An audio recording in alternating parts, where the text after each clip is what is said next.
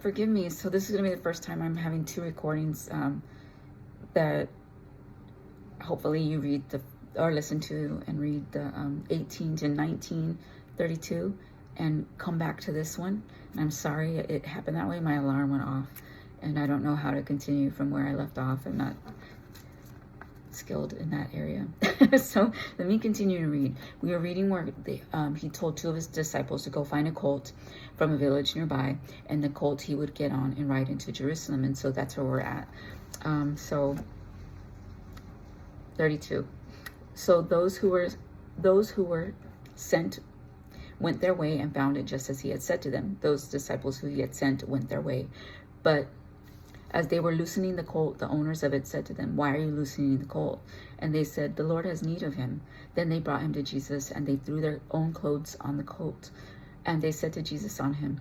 And as he went, many spread their clothes on the road. So he's sitting on clothes that they put on the colt, and then they're laying before him. It's almost like laying out the red carpet, only it's their clothes on the road.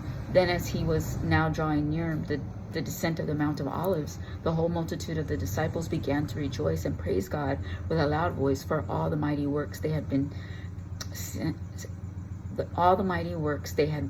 saying, it's not a smooth recording today.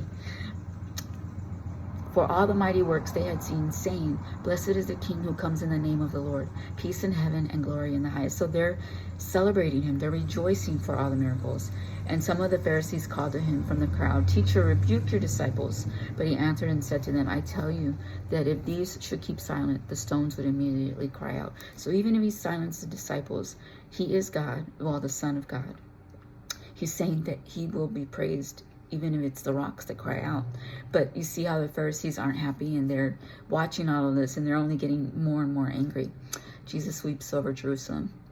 Now as he drew near, he saw the city and wept over it, saying, "If you had known, even you, especially in this your day, the things that make for your peace, but now they are hidden from your eyes. For days will come upon you when your enemies will build an embankment around you, surround you, and close you in on every side, and level you and your children within you to the ground, and they will not leave in you one stone upon another, because you did not know the time of your visitation."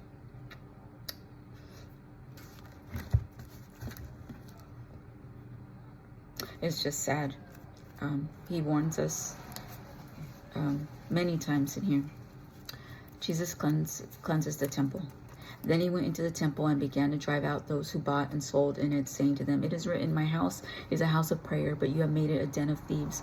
They have disgraced it, dishonored him, and done an evil thing for something that is holy. The house is a house of prayer. So he goes in there and he turns tables. He's angry. So it's very emotional.